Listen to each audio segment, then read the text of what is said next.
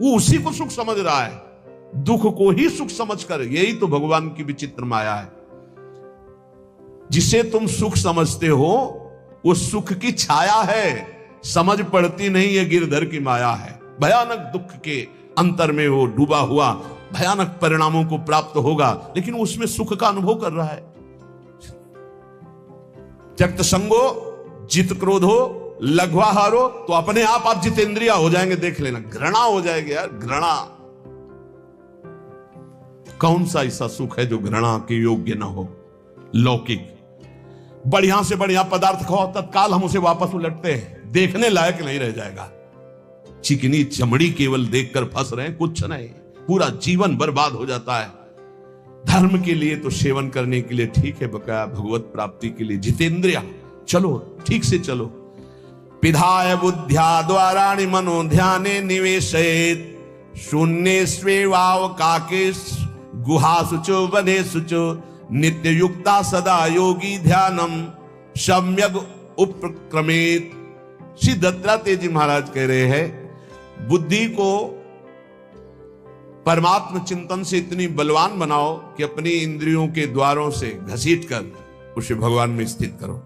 हर इंद्रिय द्वार बंद, अंतर्मुख इंद्रियों को करके परमात्म चिंतन में लग। शून्य स्वेवावकाशेषु, एकांत स्थल में कुछ देर बैठने का अभ्यास करना चाहिए। एकांत सुखमास्यताम, 24 घंटे में 48 मिनट का तो रख ही लो शांत एकांत। अपने कमरे में शयन के समय आधा पौन घंटा अगर आप निकाल पावे, बड़ा आनंद आएगा। 24 घंटे आप सेवा दिनचर्या में लगे, आधा घंटे निकाल लो या 48 मिनट शांत बैठ जाओ। बिल्कुल कोई माला नहीं, कोई क्रिया नहीं, बिल्कुल आप इस बात को देखना करके शांत बैठो। पहले बैठ जाओ। अब देखो आपका मन कहां है, तत्काल देखिए। जो ही शांत बैठे, अब है कहां? जो सामने रूप आ रहा है, चाहे वो वस्तु हो, व्यक्ति हो, स्थान हो, उसमें तुम्हारी ममता है, उससे तुम्हारा संबंध है। वस्तु, व्यक्ति, स्थान, प्रभु आ रहे हैं कि संसार का कोई वस्तु, व्यक्ति, स्थान आ रहा है? यदि कोई संसार का वस्तु, व्यक्ति, स्थान आ रहा है तो तत्काल उसमें भगवत भावना करो, या वहां से हटा के तत्काल अपने गुरु मंत्र में लगाओ। शांत एकदम बैठो। अब उस समय जांच करो कितनी बार किसका रूप आया। प्रभु का कितनी बार आया, संसार, और जिसका जितनी बार आए उससे अधिक नंबर देखिए कि 5 बार तो उस पुरुष का आया, 5 बार उस स्त्री का आया, और एको बार प्रियाजू का नहीं आया। इसका मतलब अभी प्रियाजू में हमारा मन नहीं लगा, अभी यहां स्त्री पुरुष में, वस्तु में, व्यक्ति में, स्थान में लगा। जांच करो और हृदय में पश्चाताप करो। धिक्कार है, इतना समय हो गया, एक बार भी प्रियालाल का रूप नहीं आया। ये सांसारिक रूप आ रहे हैं, ये सांसारिक वस्तुएं आ रही। धिक्कार है हमारे मन को, धिक्कार है हमारे जीवन को। ये हम आपको आंतरिक बात कह रहे हैं। पूज्य भाई जी महाराज, जिस समय मन को धिक्कार दिया जाता है, जलन होती है, जब जलन होती है तो निर्मल होता है, निर्मल होता है, निष्पाप होता है, मल भस्म होता है। जो ताप अंदर मन में होता है प्रायश्चित का, उससे। अब बार बार सामने आपको जो गुरु मंत्र मिला है उसको लिखिए। कोई माला नहीं, बहुत आराम से, कोई जल्दीबाजी नहीं, 1 मिनट में एक बार लिखेंगे। यहां कोई संख्या हम नहीं बोल रहे, यहां कोई आपको नहीं कि 108 बार करना है कि 50 बार करना, 5 बार करो केवल। हम कह रहे 5 बार आराम से लिख रहे हैं। शांत बैठे, खूब आराम से, बढ़िया रा, बहुत बढ़िया धा, राधा, राधा, रात। आप देख लीजिए, अब ये भाग जहां रहा है, पकड़ो, कहां भाग के जा रहा है? इस वस्तु से क्या संबंध है, इस व्यक्ति से क्या संबंध है, कितनी बार इसको छुआ है, देखा है, भोगा है, मिले हैं, सूंघा है, कितनी जन्मों में। धिक्कार तुझे मन, जो तू राधा नाम को छोड़कर, प्रियाजू के समृत में नाम को छोड़कर भाग रहा है। फिर उसे लाओ नाम में, फिर लाओ नाम में। आप देखिएगा एक दिन उसी रा और धा के बीच में प्यारी जो और प्यारे जो मुस्कुराते दिखाई देंगे। देख लेना, एक समय 24 घंटे में ऐसा निकालो जिस समय आप अपनी अंतःकरण की वृत्ति को बार बार बाहर जाते हुए घसीट कर अंतर में लगाओ। हर समय साधन में लगे हो, लेकिन एक समय इतना साधन कर, जो गृहस्थी में हम कह रहे हैं 10 मिनट शुरू करो भाई, 10 मिनट से 10 मिनट शांत होकर बैठ जाओ। 10 मिनट बैठने में क्या परेशानी, उस समय जांच करो। जहां जहां मन जाए वहां से हटाकर नाम में लगाओ। बार बार सुंदर स्वर्णिम अक्षरों से नाम लिख रहे, रंग बिरंगे अक्षरों से, रा और रंग से, बड़ी आ की मात्रा और रंग से, धा और रंग से, बड़ी आ की मात्रा और रंग से, ऊपर के ऐसे खेलो, मन को खिलाओ, राधा नाम में खिलाओ, डुबाओ इसमें। आप देख लेना, हमारी बात को समझ लो। केवल ये वो बात कह रहे हैं जो आपको प्रियाजू के रूप के ध्यान में डुबो देगी। यही राधा नाम रूप प्रकाशित करेगा। तेरो रूप कहे तो नहीं आवे, सी हरिवंश कछुक जस गावे, वो रूप ये प्रकाशित कर देगा। तो कह रहे शून्य स्वेवाव काशेषु, एकांत स्थान में जहां आपको विक्षेप न पड़े। ऐसी वृत्ति के समय अगर आपको कोई शोरगुल सुनाई दे रहा हो, आपका अभ्यास दृढ़ नहीं, तो एक रुई को ऐसे कपड़े में करके, महीन कपड़े में दो बना लो, ऐसे लगा लो, कान में लगा लो, आवाजें नहीं जाएगी। अब ध्यान करो, देखो साधन की प्रणाली। और जब अपने साधन की बात होती है ना, तो आप हजारों अलग अलग आवाज करो तो हमें बस इतना समझ में आएगा कि चिड़िया चहचहा रहे हैं, आवाजें निकल रही, हमारे लक्ष्य में कोई अंतर नहीं पड़ने वाला। और अगर डूबना हो गया तो आवाज भी खत्म, श्रवणेंद्रिय होते हुए भी शोरगुल नहीं सुनाई देगा। पर प्रारंभिक दशा में ऐसा चाहिए। अगर आपको बार बार विक्षेप हो रहा हो, विक्षेप तो इतना कि घड़ी का टक टक भी बर्दाश्त नहीं होता, मन है ध्यान में बैठे ना, वो पहली बार खिड़की खुला है, खिड़की खुला है, खिड़की, अब उठो, पहले खिड़की बंद करके आओ। ये इसको बैठते ही देख लो कि कोई ऐसा प्रश्न तो नहीं कर रहा कि अमुक कोई बात हो, उसको निपटा दो पहले। हम सबसे पहला काम करते थे, अगर राधा वल्लभ जी के दर्शन करने जाने हो, हमें इत्र खरीदना, तो सबसे पहला काम हम इत्र खरीदेंगे। क्यों? ये दर्शन नहीं करने देगा, इत्र खरीदना है।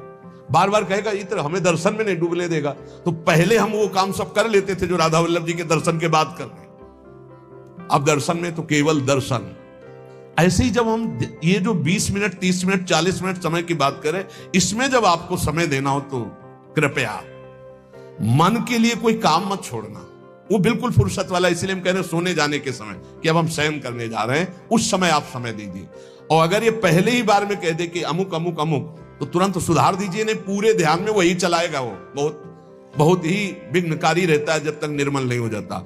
और जिस समय नाम पकड़ने लगता है, ऐसा आनंद आता है कि केवल रोने का मन करता है। आप इसको करिएगा जरूर, एकांत स्थल पे करिएगा। और जब ये करने विघ्न करे तो कान में श्रवण होता रहता है शोरगुल। तो ये हमने किया है प्रारंभ में, रुई में ऐसे, और एक महीन कपड़ा का बना के ऊपर कपड़ा से इसे और ऐसे खूब ठास के भर ले, अब आवाजें ले जाएंगी, अब अंदर राधा राधा राधा, आनंद आएगा। ये प्रारंभिक है, ये आगे चल के इनकी जरूरत नहीं पड़ती अंतर्मुख होने पर। तो एकांत स्थल में जब इस तरह से साधना की जाती है तो उपासक का चित्त भगवदाकार होने लगता है। कह रहे वही सच्चा सन्यासी है।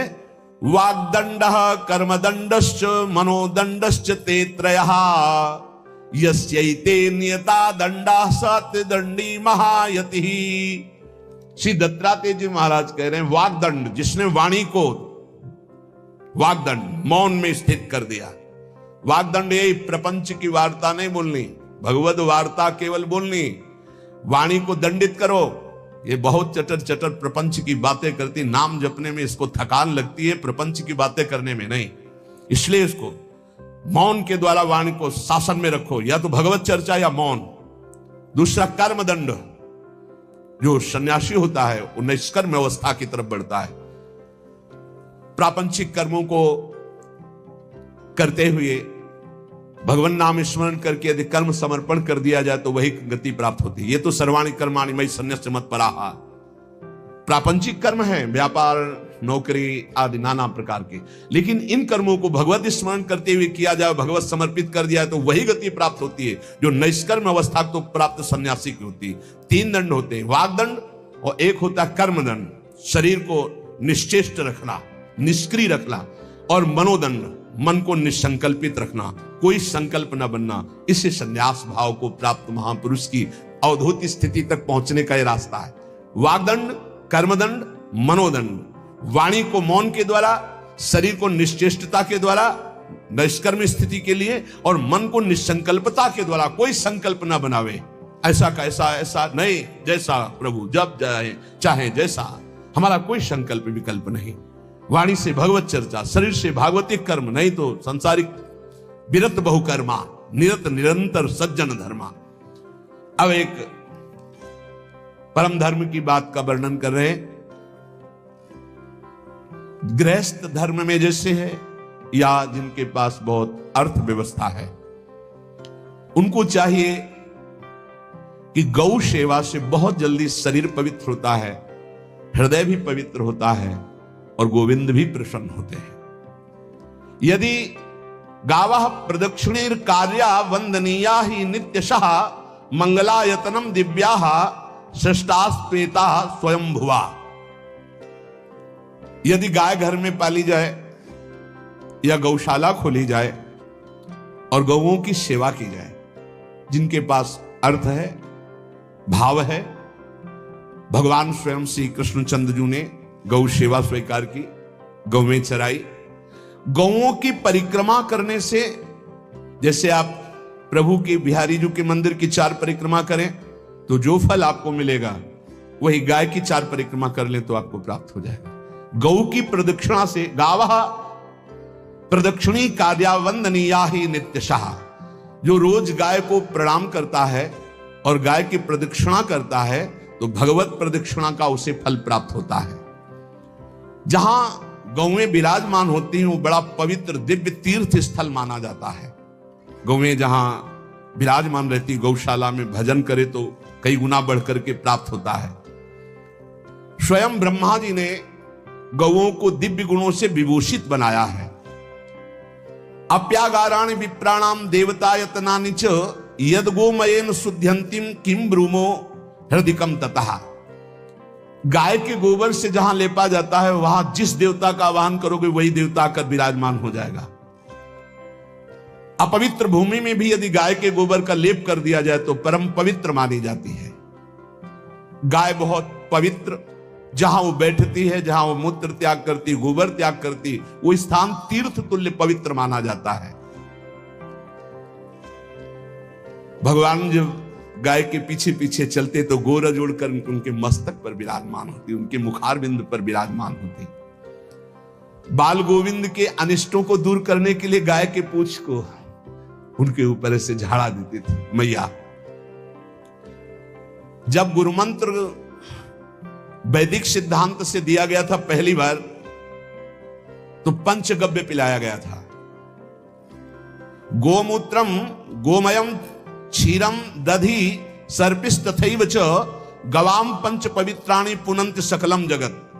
कितना भी बड़ा पापी हो, अगर पंचगव्य पिलाया जाए तो वो वैदिक मंत्रों को स्वीकार करने लायक हो जाता है।